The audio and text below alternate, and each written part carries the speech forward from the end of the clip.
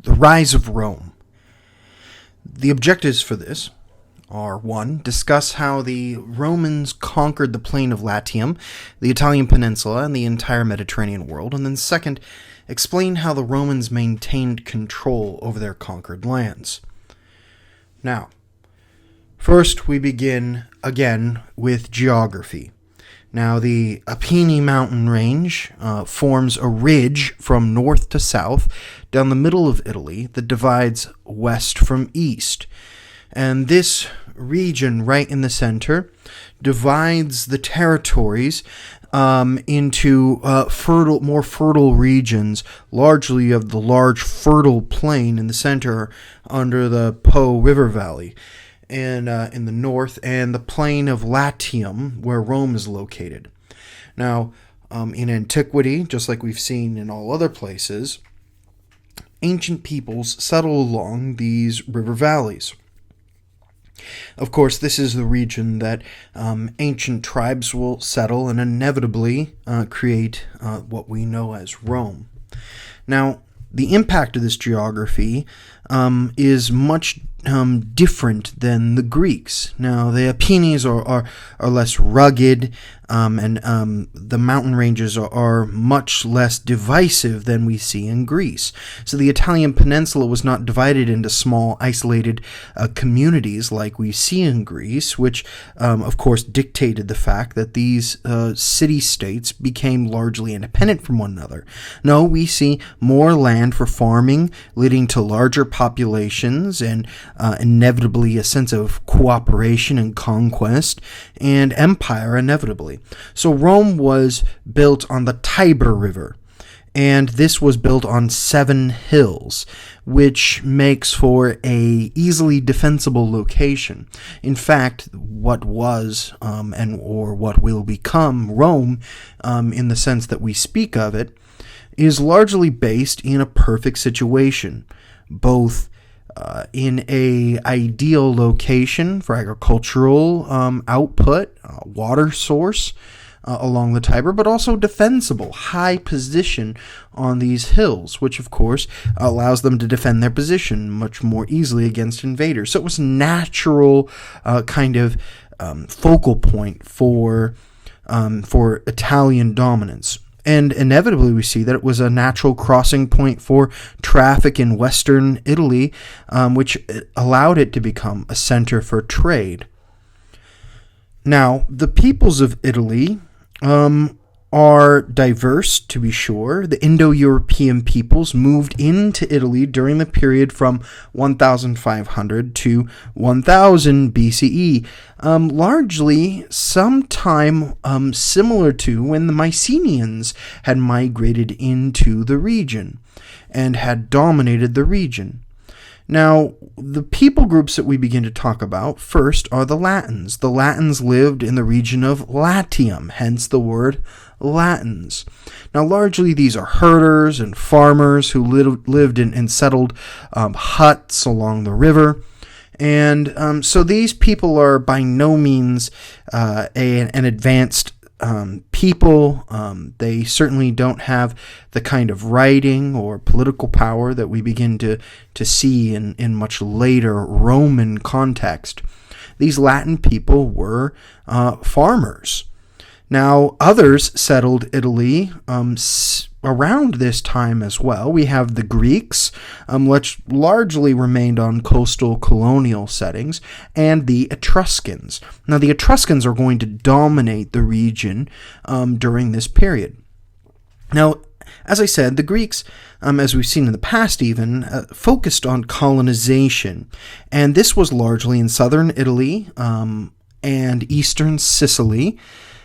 And the Greeks passed on their alphabet and influenced sculpture, architecture, literature. So a lot of the identity comes from the Greeks that largely influences and sets the Italian region, the Etruscans and the Latins, on a trajectory that inevitably leads to the Greeks' own conquest by these Romans, as we'll see later. Now, the Etruscans settled further north, and they had come to dominate that entire region, including Latium. And they launched massive building projects in Rome and ruled over the city. And so the people in Rome, in the region, the Latins, who speak Latin, which is a Indo-European derivation, largely were being controlled by this monarchical force known as the Etruscans. Now, there are all sorts of historical narratives that led to the overthrow of these Etruscans. Roman tradition states that early Rome was ruled by 7 kings, in fact, the last of which were the Etruscans. But in 509 BCE, the Romans overthrew these last Etruscan kings and established a republic, where the citizens ruled through representation. A similarity in some form to democracy, though it is not direct democracy like we see in Athens. Now, of course, there are many different legends that circulate about how this overthrow of the Etruscan authority occurred. Of course, we don't have time to discuss this in this brief overview.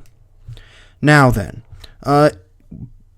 partially from the Indo-European stock and the tradition, partially from the Etruscans, we have a strong tradition of war and conquest among the Latins. Now, for the next 200 years, the city was engaged in almost continuous warfare, which meaning continuous expansion. In 338 BCE, Rome crushed the Latin states in Latium in general, and the conquest gave the Romans control over a large part of Italy. Now remember, these Romans are actually Latins, but living in Rome, and so therefore Romans. And so they came to dominate all those in the region who spoke Latin, the Latins in the region. Now the Romans were at war with Greek cities, and eventually they conquered the south by 264 BCE. So we see that that ever expansion, taking control of the north, and then a century later or thereabouts began to expand south and dominate that. And soon we see that the Romans will come to dominate the whole of the Italian peninsula. Now, to rule Italy, the Romans devised the Roman Confederation, which allowed others to have full Roman citizenship. The conquered cities were allowed self-governance, but subordinate to Rome itself. And so we begin to see an expanding concept of what Roman is. Roman started to become something more than just citizens of a particular city in the Latium region. It began to be identified as something bigger, something beyond just the borders of a city. And so it's here we begin to see that transition into what Roman might mean when we speak about it. Now, a central question that might be asked is, why was Rome so successful? Now, the Roman historian Livy, who was writing in the 1st century BCE, provided a number of stories to teach the Romans the virtues that had made Rome great. Now, of course, this might be seen as merely a propaganda piece or something to prop up the declining Roman Republic. But these examples are interesting and ones which we should take to heart. It showed that Romans were good diplomats and excelled in military matters through brilliant strategies and the manner in which they built colonies, or even perhaps Roman roads to cities, which means an easily available means by which to deploy troops to other locations. In fact, this last point might be one of the most important ideas that the Romans devised, that they demanded the building of Roman roads connecting and interweaving between all of the various cities that they made alliances with. Now, this, of course, meant that trade ended up filtering to Rome, which is smart economic sense, but also it allowed for the easy deployment of those troops from Rome to other rebellious cities, which allowed for the quashing of any sort of rebellion in its infancy. So these, of course, are major ideas. Now, of course, by the time we hit the early Roman Republic, we could begin to talk about what this political structure actually looked like. Now, early Rome was divided into two core groups: the patricians, which were the great landowners and ruling class, an aristocracy like we've seen in other regions, and the plebeians, which were less wealthy landholders, craftspeople, merchants, farmers.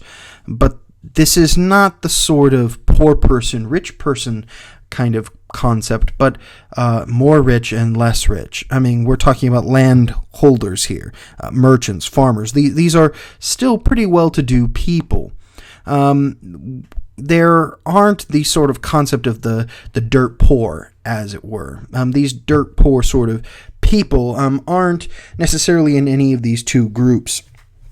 Now, men in both groups were citizens and could vote, which is the key concept here. I mean, someone that doesn't own property isn't a citizen. This is an ancient concept. We saw this in Greece, and we see this here as well. People who don't own land don't necessarily have an invested interest in the territory and in the region. So men in both groups who were citizens, that is, own property, could vote, and only patricians could be elected to the government.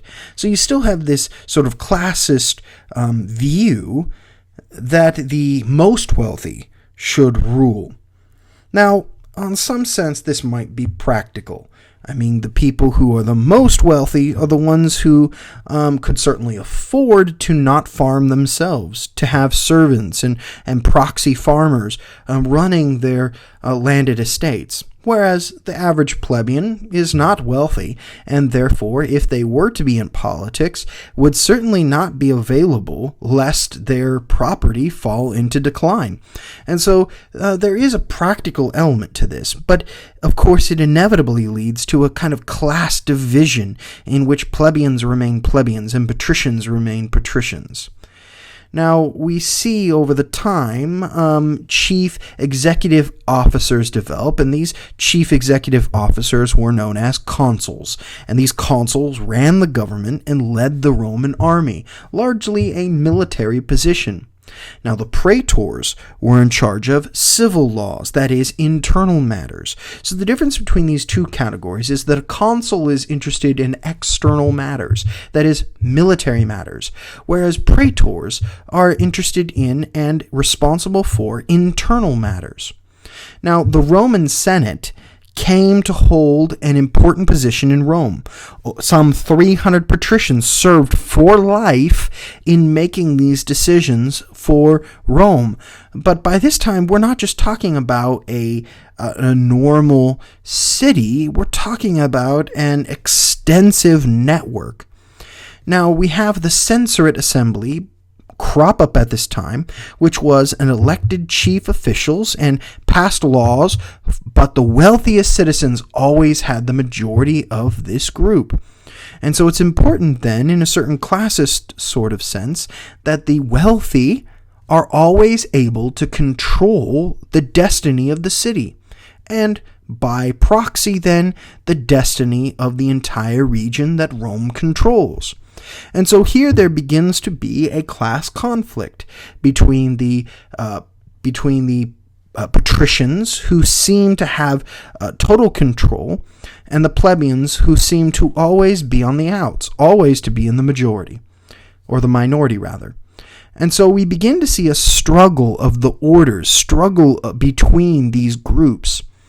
And you see strict segregation between these patrician and plebeian people. The plebeians sought equality, whereas the patricians preferred their position of authority.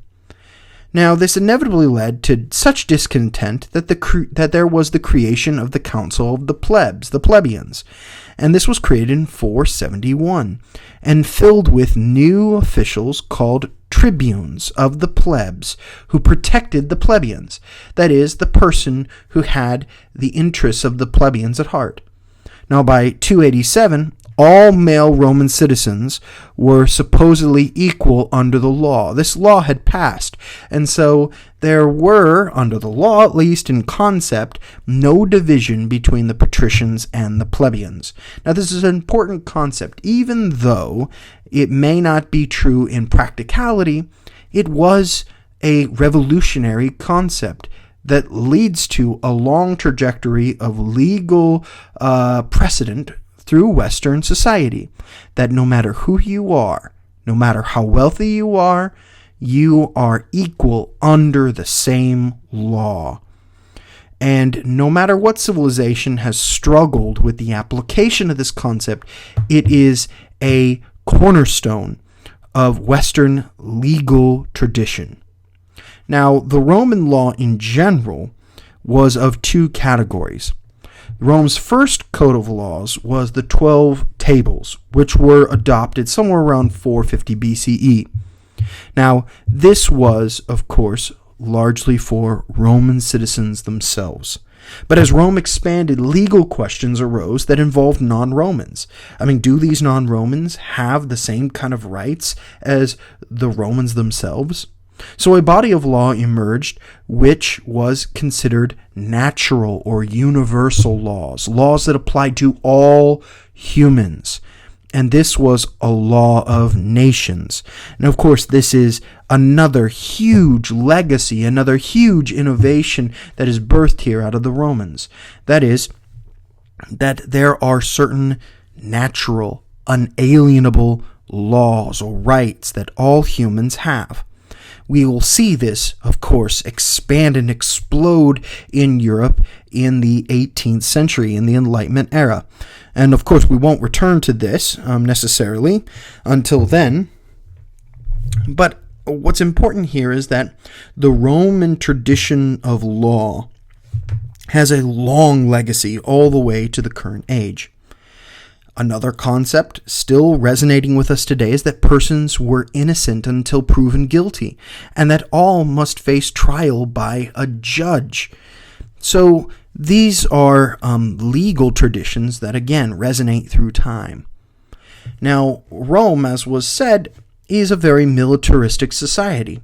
And of course, as it grew, it expanded and gobbled up the Italian regions, but it didn't stop there. It began to expand out into the Mediterranean, which set it on trajectory for all other problems. The Romans found themselves, as they expanded, faced with the Mediterranean power known as Carthage, which is a North African Phoenician colony, which dominated trading empire in the Western Mediterranean. So remember, when the Phoenicians had expanded out from Palestine and had settled colonies all along southern Africa and part of southern Spain. Now the Greeks had settled all along northern Mediterranean. But by the time we get to the Romans' dominance of the region at this time, Greece has waned. Right, we're in the Hellenistic age in Greece, and the Phoenicians had receded back, and the major colony that now kind of represented the tradition of the Phoenicians was the Carthaginians, and they are the ones who dominated the trade. And now Rome, wanting to dip into the Mediterranean, wanting to dip into the lucrative Mediterranean trade, must face toe-to-toe with the Carthaginians. Now, by 264 BCE, Rome and Carthage had reached an impasse. They certainly could not find any peaceable means by which to deal with each other's ambitions. And Rome then begins to wedge in, and war is declared. Now, the first phase of this war is known as the First Punic War. Now, the first war with Carthage began in 264 BCE. Now, it's called the Punic War because Punicus is Latin for Phoenician. And so we say the First Punic War. What we mean is the First Phoenician War. It's not the Carthaginian Wars. It's the Punicus Wars. And so the Romans sent an army to Sicily, and fighting over dominance of Sicily is really the first phase of this Punic War, kicking out the Phoenicians and their colonies from this region. Really, the idea is to dominate and control the whole of their peninsula. And so the Romans, a land-based power, suddenly found themselves in the dire need of creating a navy to combat the sea-based power of the Carthaginians. And so after this first phase, a extensive effort to create a powerful navy is undertaken by the Romans. Now here in this infograph, we can kind of see how the division of control among the Romans and the Carthaginians kind of parsed out. You could see on the far right the Macedonian Empire and what's going on in Greece slightly.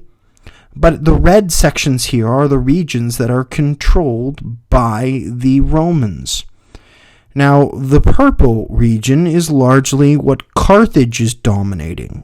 Lots of Spain and the Tunisian northern African coast. And so here we see that they are butting up right against each other for dominance of the region. Now, in 241 BCE, Carthage gave up all rights to Sicily and paid a fine to the Romans after the Romans had been victorious in this first phase of the war. Now, Carthage added a new region, had added new lands in Spain to offset their loss, but the Romans encouraged the Spanish in the region, the indigenous Spanish, to rebel against the Carthaginians. And this, of course, was Rome's attempt to pick a fight, another phase of war. Now, of course, what we can see is that Rome really wanted to dominate the entire region and to dominate trade itself. Now, in response to this effort, Hannibal struck back, igniting the second phase of the war. Now, Hannibal, here depicted in this sculpture, was in fact trained by the Romans, was familiar with the Romans, and knew the Roman battle tactics.